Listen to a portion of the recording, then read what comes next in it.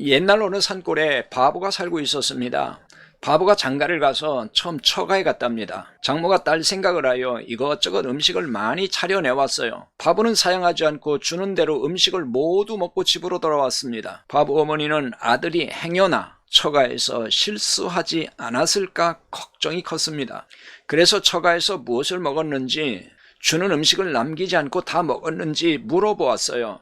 바보 아들은 음식을 모두 먹어 치웠다면서 엄마에게 자랑스럽게 말했습니다. 바보 아들의 대답을 들은 엄마는 다음에는 음식을 다 먹지 말고 조금 남겨 체면을 좀 차리라고 일러주었습니다. 그 후 바보가 다시 처가에 갔는데요. 이번에는 인절미와 다식이 나왔습니다. 바보는 엄마의 당부대로 인절미와 다식을 반절만 베어 먹고 나머지를 남겨놓았어요. 장모가 보더니 무슨 음식을 그렇게 먹느냐고 묻자 바보는 엄마가 시켰다고 대답을 했어요. 바보가 집에 돌아오자 엄마는 음식을 어떻게 먹었는지 물었습니다. 바보의 대답을 들은 엄마는 음식을 그렇게 먹으면 복이 없으니 손에 집은 건 다 먹고 그릇에 남긴 건 남겨야 한다고 알려주었습니다. 초가을이 되어서 바보가 다시 처가에 갔는데요. 다른 식구들은 모두 들에 나가고 집에는 처남댁만 있었답니다. 처남댁은 마침 풋콩을 찌던 중이라서 콩깍지째 대접에 담아 내왔어요. 바보는 어머니의 말씀이 떠올라 콩을 깍지째 다 먹었습니다. 처남댁이 콩을 왜 까서 먹지 않느냐고 묻자 바보는 엄마가 그렇게 시켰다고 했어요. 집에 돌아온 바보에게 이 이야기를 들은 엄마는 다음에는 콩이나 밤을 주거든 다 까서 먹으라고 일러주었어요. 추석이 지나 처가에 갔더니 이번에는 송편을 내왔습니다. 바보는 엄마의 말씀대로 송편을 까서 껍데기는 버리고 속만 먹었어요. 이 광경을 보고 있던 처남이 우라가 치밀었습니다. 그래서 바보의 이 따귀를 때리면서 이 바보 천치 같은 자식이라고 소리를 쳤습니다. 바보는 엄마가 시킨 대로 했을 뿐인데 왜 때리냐면서 처남에게 대들었어요. 그러자 장모가 들어와 바보 사유를 때린 아들을 나무랐습니다. 바보는 엉엉 울며 집으로 향했고 장모는 문 밖에 서서 앞치마로 눈물만 닦았다고 합니다. 충북 진천군 문백면 봉중리 어은마을에 전해 내려오는 이야기입니다. 이 얘기를 들으면서 어떤 생각을 하셨습니까?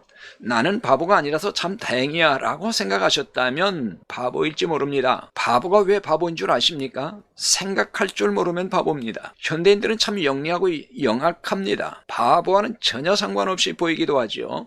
바보같이 살아서는 생존조차 어렵기 때문에 점점 영악해 가는지도 모릅니다. 그런데 이에 비해 기독교인 중에는 바보과에 속하는 분들이 많은 것 같습니다. 그동안 알고 있는 신앙 지식에 대해 생각 한 번 없이 맹종하는 교인들이 그들입니다. 이런 교인들은 믿음이 좋은 신자로 포장되어 있죠.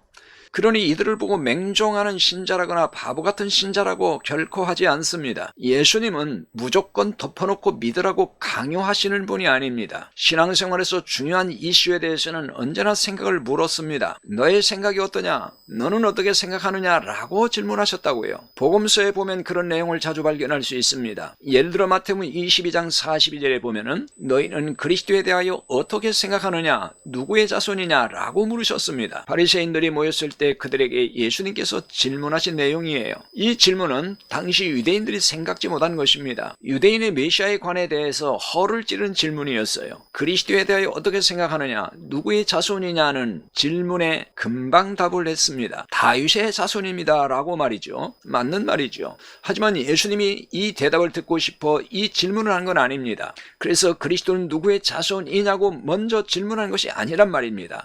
그리스도에 대하여 어떻게 생각하느냐고 말씀했습니다. 한번 생각해 보고 답을 하라는 암시가 있습니다. 그러나 생각할 겨를도 없이 다윗의 자손이라고 답을 했어요. 이런 것을 질문이라고 하느냐는 듯이 곧바로 대답을 한 것입니다. 하지만 왜 이런 질문을 하셨는지부터 생각을 했어야 했던 거죠. 이에 예수님은 시편 110편 1절의 말씀을 인용하여 생각하게 만듭니다. 다윗이 성령의 감동을 받아 그리스도를 주님이라고 부르는 것은 어찌 된 것이냐라고 말입니다. 그러니까 그리스도가 다윗의 자손이라면 다윗이 어찌 그리스도를 내 주라고 했느냐는 거예요. 그러니 하나님이 보내신 메시아가 어떤 메시아인지 잘 생각해 보라는 의미이죠.